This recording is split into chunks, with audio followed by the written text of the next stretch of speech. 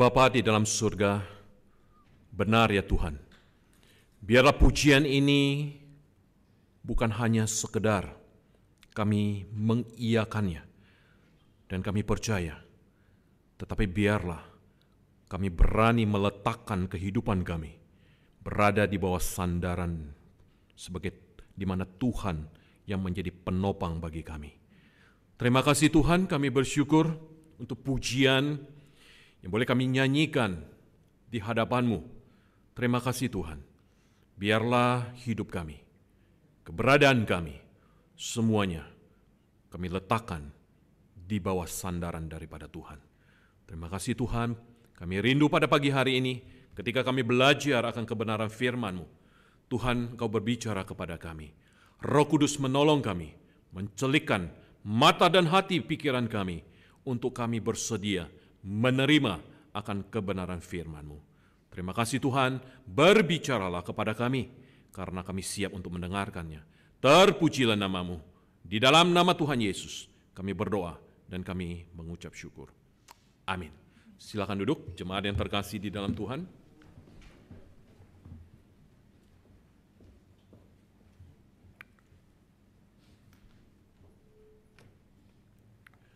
Baik, saudara, shalom, selamat pagi.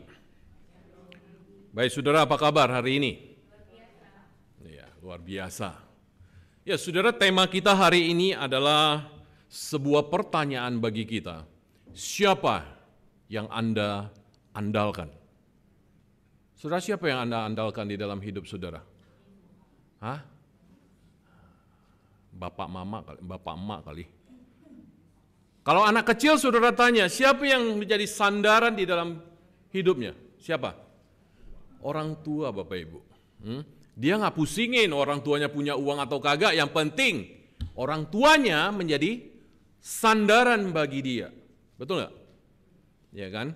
Nah, seiring dengan bertambah usia, hari ini kita Bapak Ibu, apa yang menjadi sandaran dalam kehidupan kita? Kita akan sepakat menjawab Tuhan. Betul? Setuju? Angkat tangan saudara yang setuju. Yang nggak setuju nggak usah angkat tangan, nggak apa-apa. Setuju kita mengatakan bahwa Tuhanlah yang menjadi sandaran kita, andalan kita, yang kita andalkan. Nah, Bapak Ibu yang terkasih di dalam Tuhan, saudara, kalau kita melihat ada beberapa cabang olahraga, ya baik itu sepak bola atau apapun lah itu. Biasanya Bapak Ibu ada satu pemain, beberapa pemain yang menjadi andalan, yang menjadi tumpuan, menjadi harapan bagi tim tersebut. Benar gak? Iya kan?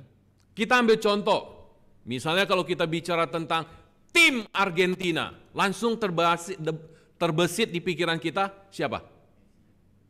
Messi. Kalau tim ini Messi nggak main, kira-kira Argentina ketemu Brasil dan sebagainya, bisa menang nggak? Belum tentu, bisa aja. Bisa menang juga kalau lagi timnya mainnya kurang baik, kurang bagus. Nah, sebuah tim ya basket ataupun apa itu, biasanya ada kalau dibilang pentolannya lah kira-kira yang menjadi andalan. Saudara, kalau bagi Bapak Ibu penggemar basket, ya, dulu waktu zaman-zamannya Chicago Bulls. Nah, saudara tahu siapa yang diandalkan? Wah, ini ketinggalan semua ini. Chicago Bulls yang lambangnya kepala banteng itu di basket Amerika. Ada yang tahu? Adi masa nggak tahu? Nggak tahu. Saudara tahu Michael Jordan? Oh iya, Michael Jordan. Nah, saudara, itu pentolannya saudara. Ya, pemain utamanya Bapak Ibu. Inilah yang diandalkan oleh Chicago Bulls. Kalau nggak ada Michael Jordan, saudara, apa yang terjadi? Mungkin Chicago Bulls tidak akan menjuarai NBA National Basketball Association Amerika berkali-kali, Bapak Ibu. Ya kan? Nah, itu. Nah, saudara, pertanyaannya bagi kita, siapa yang kita andalkan di dalam kehidupan kita? Tentu kita akan menjawab, pastilah Tuhanlah. Ya kan? Nah, saudara, saya mengajak kita untuk kita membuka bagian firman Tuhan yang tadi kita baca, tapi kita tidak usah baca 17 ayat itu, tapi saya ingin Bapak Ibu membaca hanya 2 ayat saja.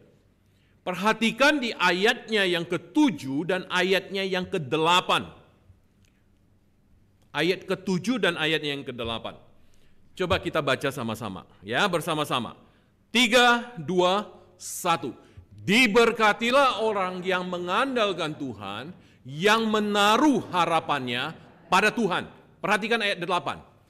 Ia akan seperti pohon yang ditanam di tepi air, yang merambatkan akar-akarnya ke tepi batang air, dan yang tidak mengalami datangnya panas terik, yang daunnya tetap hijau, yang tidak khawatir dalam tahun kering, dan yang tidak berhenti menghasilkan buah. Saudara, perhatikan di ayat ke-8 ini, ada berapa kali dan? Ada berapa kali, Bapak Ibu?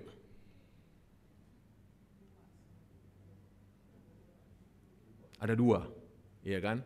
Yang pertama, dan, terusnya, dan. Di sini kuncinya nanti, kita akan sama-sama melihat. Nah, saudara, di ayat yang ketujuh dikatakan tadi, diberkatilah orang yang mengandalkan Tuhan, yang menaruh harapannya pada Tuhan. Saudara, kalau diterjemahkan dalam bahasa Inggris, my blessing is on those people who trust in me, who put their confidence in me. Nah, saudara, ada satu kata di sini, yaitu confident. Nanti kita akan lihat sama-sama. Nah, Bapak Ibu, saya mengajak kita untuk kita melihat sekilas tentang daripada latar belakang kitab Yeremia ini. Khususnya di zaman Yeremia. Nah, saudara, pada awalnya, Babel, saudara, menurut Bapak Ibu, Babel ini sebuah kerajaan yang besar atau enggak? Awalnya, saudara, Babel ini termasuk kerajaan kecil awalnya. Kerajaan kecil yang boleh dikatakan sebuah kerajaan kecil yang bisa ditindas, diinjak, di bawah tekanan daripada kerajaan Asyur pada waktu itu, yang merupakan superpower pada waktu itu, Bapak Ibu. Namun, Babel ini semakin kuat di masa pemerintahan siapa? Waktu Daniel. Nebukadnezar. Nah, kemudian Bapak Ibu, Raja Yosia, dia memperluas kerajaannya setelah kemunduran daripada Asyur. Dan kemudian Bapak Ibu, pada waktu itu Mesir dia bersekutu dengan Asyur melawan Babel. Jadi Asyur ini mendapat bantuan daripada Mesir untuk melawan Babel. Nah, kemudian Raja Yosia dia maju melawan Mesir pada waktu itu, dan akhirnya dia mati di dalam medan, terbunuh dalam peperangan. Nah, kemudian Yosia ini diganti dengan anaknya yang bernama Yoahas, yang hanya memerintah selama 3 bulan. Dan kemudian Mesir menyerang kembali, dan kemudian Yoahas disingkirkan, dan kemudian dia digantikan dengan Yoyakim, yang pada waktu itu merupakan anak daripada Yosia. Dan dengan demikian Yehuda pada waktu itu menjadi kerajaan yang dikendalikan oleh Mesir. Nah, setelah Mesir dikalahkan oleh Babel, otomatis Yehuda ini jatuh ke dalam tangan pemerintahan Babel. Dan kemudian Raja Yoyakim memberontak melawan Babel. Sekalipun sudah dilarang oleh Tuhan melalui Yeremia, pada akhirnya Yoyakim mati, dibunuh, dan kemudian Yoyakim ini digantikan oleh anaknya, yaitu Yoyakin. Ya. Nah, dia hanya memerintah 3 bulan, kemudian Babel mengangkat Zedekia sebagai raja. Nah, pada waktu itulah muncullah Yeremia. Yeremia dia berkhotbah, dia memanggil orang-orang berbalik kepada Tuhan. Pertanyaannya Bapak Ibu, apakah orang-orang yang mendengarkan Yeremia pada waktu itu mereka berbalik kepada Tuhan? Tidak. Mereka menolak mendengarkan Bapak Ibu. Dengerin aja nggak mau, apalagi menerima.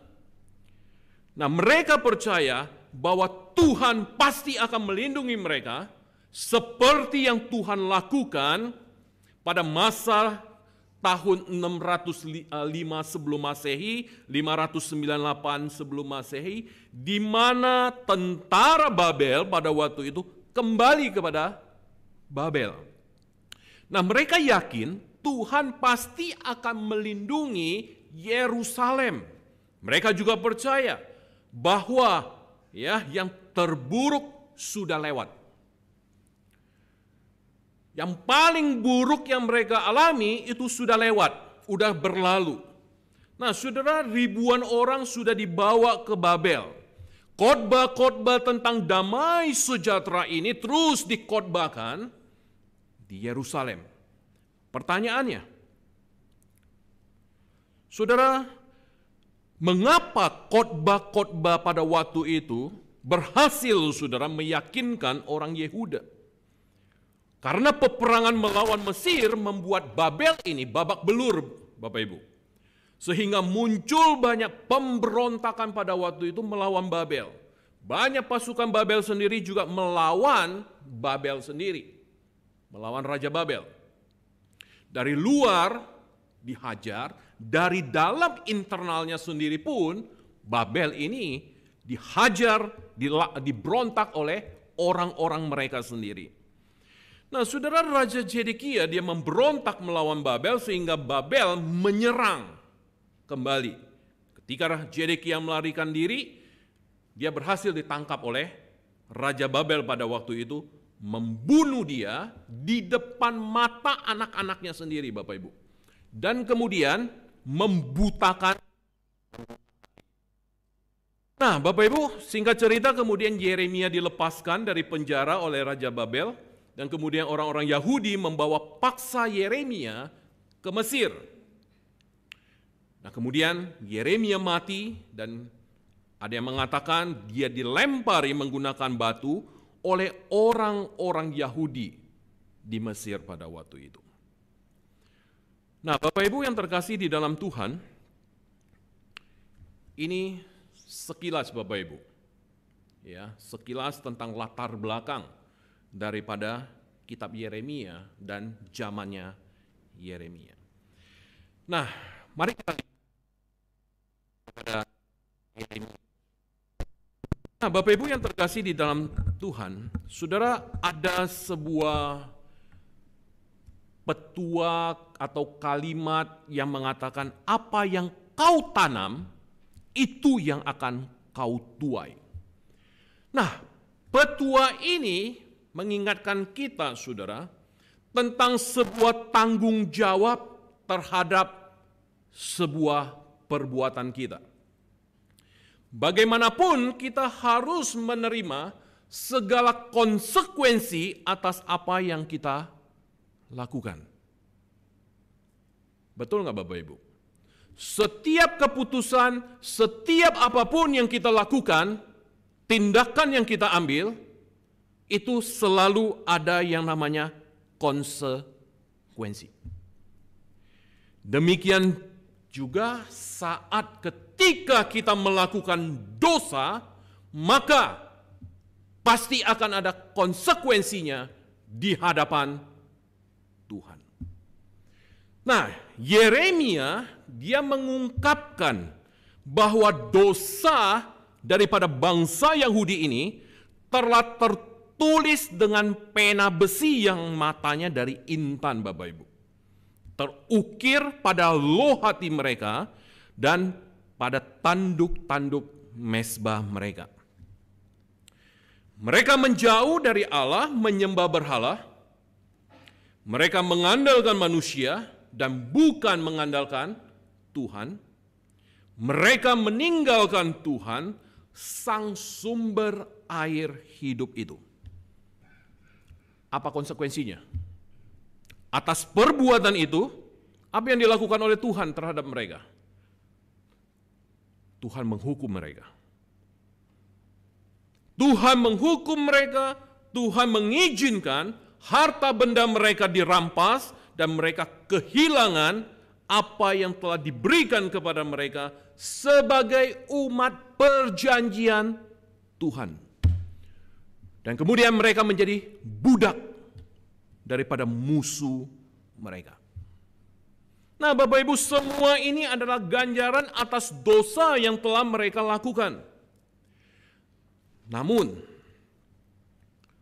Tuhan berjanji memberkati setiap orang yang mengandalkan Tuhan dan yang berharap kepada mereka, kepada Tuhan. Ketika mereka berharap kepada Tuhan, ketika mereka mengandalkan Tuhan, mereka akan menikmati berkat dan damai sejahtera daripada Allah. Dan mereka juga akan memperoleh yang namanya keselamatan dan hidup.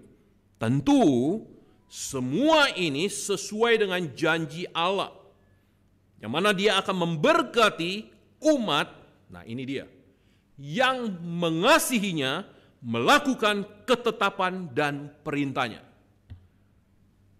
Konsekuensinya, ketika engkau mentaati, ketika engkau menjalankan apa yang Tuhan perintahkan, maka konsekuensinya adalah diberkati, Bapak Ibu. Itu janji Tuhan. Sebaliknya, Dia akan menghukum umat yang tidak setia dan melanggar segala ketetapan dan firman-Nya.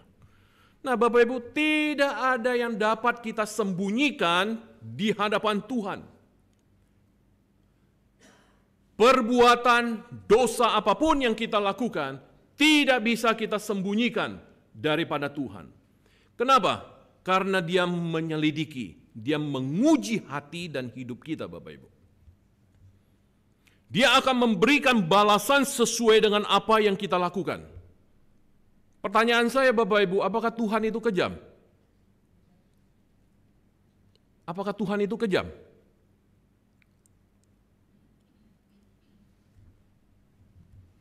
Ada konsekuensinya, bukan? Ketika melakukan dosa, ada konsekuensinya.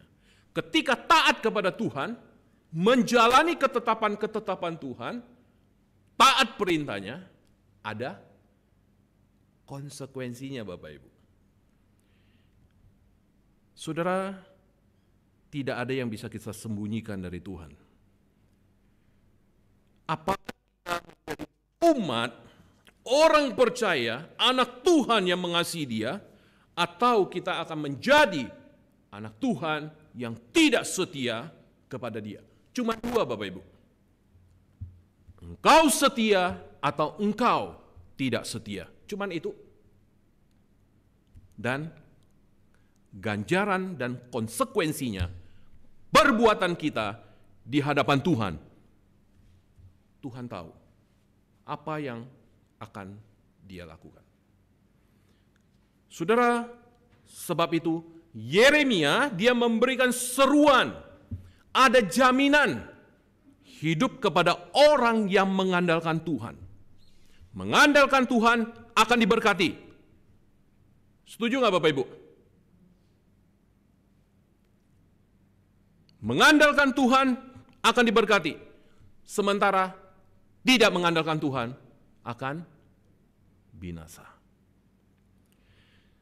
Saudara, perhatikan ada satu kata, yaitu mengandalkan Tuhan. Saudara, sebenarnya mengandalkan Tuhan ini apa? Saudara, dalam bahasa Ibraninya itu ada kata batah. B-A-T-A-C-H, Bapak Ibu. Batah gitu. Artinya ini adalah Seperti yang diterjemahkan oleh dalam bahasa Inggris tadi, yaitu confidence. Confident, lebih yakin Bapak Ibu.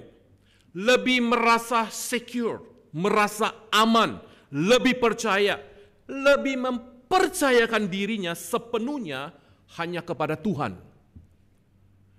Jadi Bapak Ibu yang terkasih di dalam Tuhan, ketika kita mengandalkan Tuhan, maka kita akan lebih mempercayakan diri kita kepada Tuhan. Jikalau ini benda bisa saya percaya, maka Bapak Ibu saya akan sangat-sangat bisa diandalkan Bapak Ibu. Kira-kira seperti itu. Jadi Tuhan ini ya, ketika kita mengandalkan Tuhan, maka saya akan lebih yakin ketika saya mempersembahkan hidup saya ini loh. Memberikan hidup saya. Ini loh hidup saya Tuhan. Karena saya yakin bahwa Tuhan yang saya percaya ini adalah Tuhan yang dapat saya percaya dan saya yakini. Nah Bapak Ibu yang terkasih dalam Tuhan, mengandalkan Tuhan berarti adalah menjadikan Tuhan satu-satunya sumber kebahagiaan, kekuatan kita. Dengan kata lain, tanpa Tuhan kita tidak berdaya apa-apa. Jadi ketika kita mempercayakan diri kita sepenuhnya hanya kepada Tuhan dan menaruh harapan kita sepenuhnya hanya kepada Tuhan, maka janji Tuhan itu akan terjadi. Janji Tuhan itu akan digenapi Bapak Ibu di dalam seluruh aspek kehidupan kita. Nah, pertanyaannya bagi kita, dapatkah kita melihat orang yang sungguh-sungguh mengandalkan Tuhan? Bisa nggak Bapak Ibu kita melihat orang atau ciri-ciri orang yang sungguh-sungguh mengandalkan Tuhan? Bisa? Saudara perhatikan anak Bapak Ibu. Bagaimana saudara bisa yakin anak ini benar-benar mengandalkan kita sebagai orang tua? Apa yang akan dia lakukan? Kalau malam dia nggak bisa tidur, dia takut. Kalau ada orang tuanya di dekat dia, kira-kira dia nyaman nggak? Bisa tidur nggak dia? Berarti dari contoh ini yang bisa kita tarik, apa Bapak Ibu cirinya? Dia yakin ketika orang tuanya ada di sisi dia, ada di dekat dia, maka dia akan merasa secure, merasa aman Bapak Ibu. Konsekuensinya apa? Bisa tidur dia. Ya kan? Nah, mari kita lihat di ayat yang ke-8. Ayat yang ke-8. Maka kita akan menemukan di situ orang yang mengandalkan Tuhan. Yang pertama,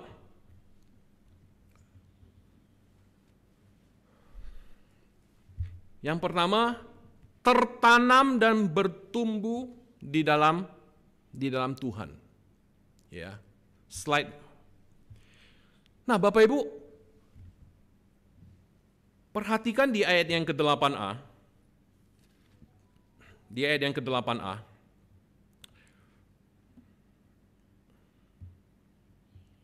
Ia akan seperti pohon yang ditanam di tepi air, yang merambatkan akar-akarnya ke tepi batang air. Artinya apa di sini? Dia akan tertanam, bertumbuh di dalam Tuhan. Itu yang pertama Bapak Ibu. Pohon yang kuat dan bertumbuh dengan baik, pasti dia punya akar yang kuat, akar yang merambat, akar yang mampu menemukan sumber air yang tepat Bapak Ibu. Demikian juga ketika orang yang mengandalkan Tuhan, yang menaruh harapannya kepada Tuhan, terlihat dari kesungguhan dia untuk tertanam dalam Tuhan, yang adalah sumber air hidup itu. Sumber air hidup. Saudara, orang yang senantiasa mengandalkan Tuhan pasti punya kerinduan berdoa. Pasti punya kerinduan untuk membaca, merenungkan firman Tuhan. Orang yang mengandalkan Tuhan juga pasti punya kerinduan untuk beribadah. Pertumbuhan iman orang yang mengandalkan Tuhan tidak pernah bergantung kepada situasi dan tidak pernah bergantung kepada kondisi.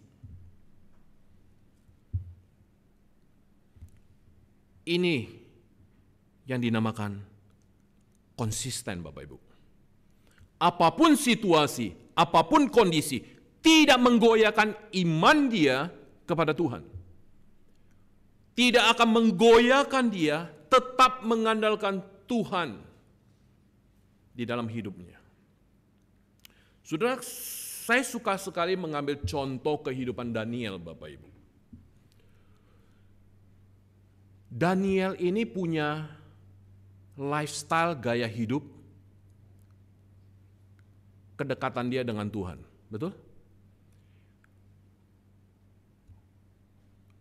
Saudara masih ingat kedekatan dia dengan Tuhanlah yang dipakai oleh orang pada waktu itu, lawan-lawannya, untuk menjebak dan menjatuhkan dia. Betul nggak? Nggak ada cara lain. Daniel bukan dicari kesalahan-kesalahan dia, Bapak Ibu.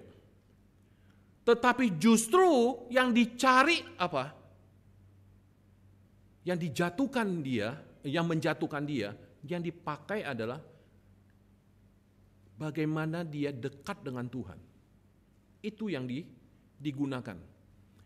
Kalau ada orang yang tidak menyembah raja selain raja, maka dia harus dihukum. Itu kan yang terjadi. Tidak ditemukan kesalahan apapun di dalam kehidupan Daniel. Tetapi justru yang dicari adalah apa? Yang selalu dilakukan oleh Daniel. Satu hari berapa kali dia naik ke atas, berdoa, menghadap kepada Yerusalem, dikatakan. Seperti yang biasa dilakukan oleh Daniel. Itu yang dia lakukan, seperti biasa. Jadi di sini kita melihat Daniel punya konsistensi di dalam kehidupan dia, di kehidupan spiritual, kehidupan rohani, Bapak Ibu. Jadi apapun yang terjadi, pertanyaan saya, tahu nggak Daniel kalau orang-orang ini yang tidak suka dia ingin menjebak dia? Kira-kira tahu nggak Daniel? Bapak Ibu. Saya yakin Daniel tahu. Tapi Daniel, dia berani menghadapi konsekuensi ketika dia lebih menaruh kehidupannya lebih dekat kepada Tuhan. Dia tahu konsekuensinya. Dan itu yang dia lakukan. Situasi kondisi apapun tidak mengurangi daripada kehidupan rohani Daniel untuk dia jaga, untuk tetap dekat kepada Tuhan. Itu yang pertama, Bapak Ibu. Dan yang kedua, perhatikan di ayat yang ke-8b. Dan kemudian dikatakan dan. Ya, dan. Tampilkan lagi bisa di ayatnya yang ke-8.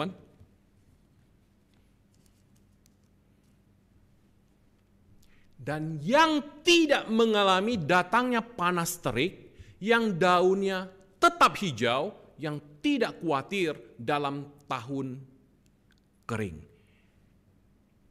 Ini apa artinya, Bapak Ibu?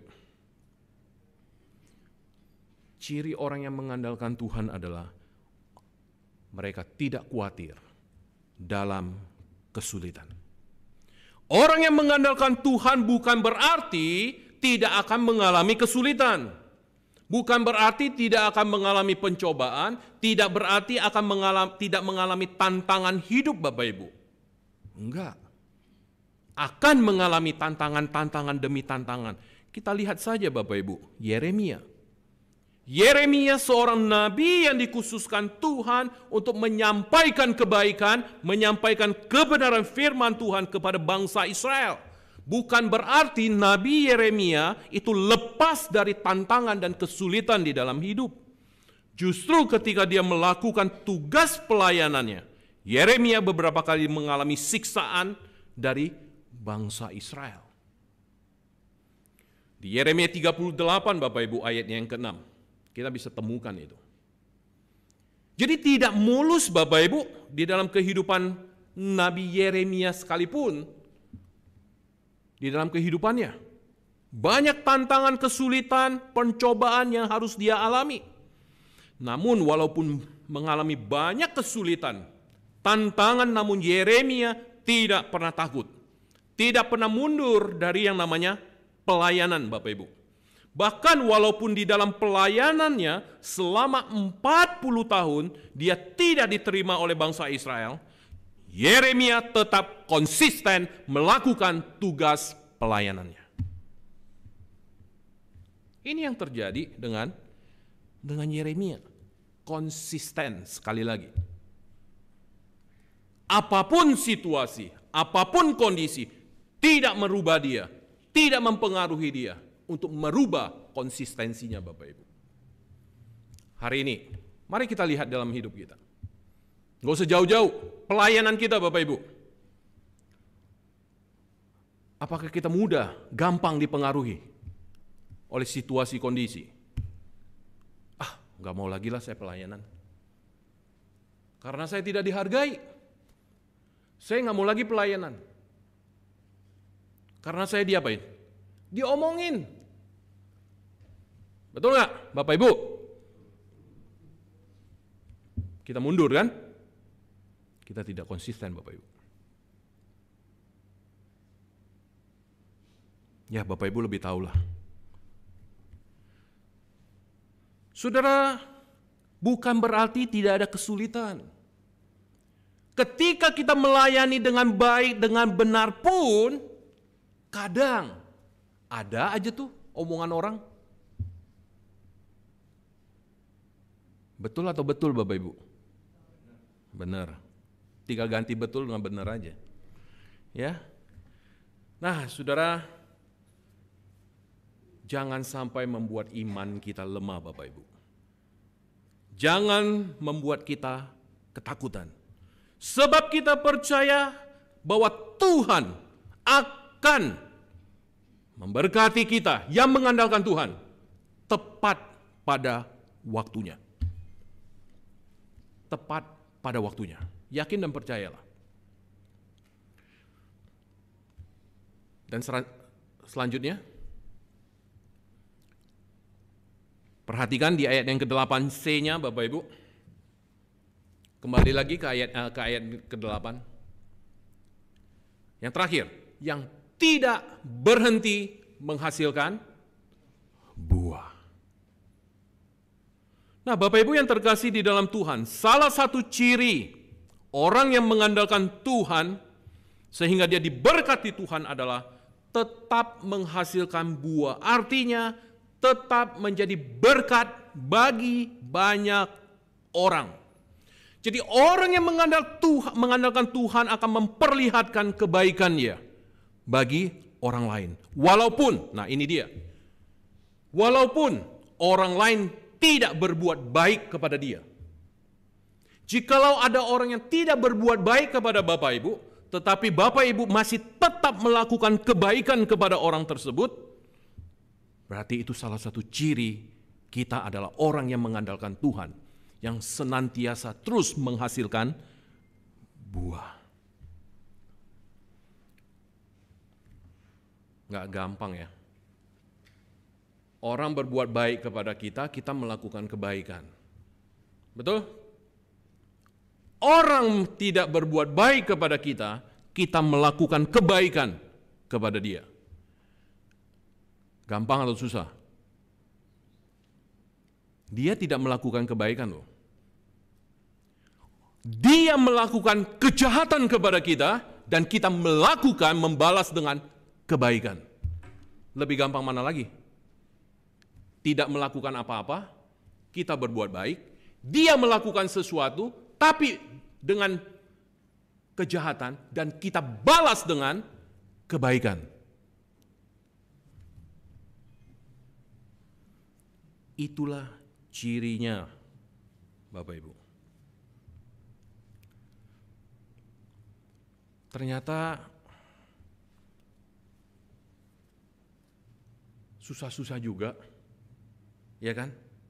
Orang yang mengandalkan Tuhan sehingga Tuhan memberkati hidupnya adalah orang yang berbuah bagi kerajaan Allah. Maksudnya apa? Maksudnya adalah orang tersebut senang, Bapak Ibu, ketika dia melayani, ketika dia menjangkau jiwa-jiwa, ada satu passion, ada satu kegairahan bagi dia. Ketika dia melayani, dia senang melayani, dia sukacita melayani. Ketika dia menjangkau jiwa-jiwa, ketika dia membagikan akan kebenaran firman Tuhan melalui kehidupan dia, ada satu kerinduan, Bapak Ibu. Ada satu kerinduan di mana dia terlibat ingin memuridkan jiwa-jiwa yang sudah dimenangkan bagi Kristus. Nah, oleh sebab itu Bapak Ibu, mari kita tetap mengandalkan Tuhan dalam segala pergumulan hidup kita. Maka yakin dan percaya, sekali lagi Bapak Ibu, engkau akan diberkati melalui caranya Tuhan sendiri.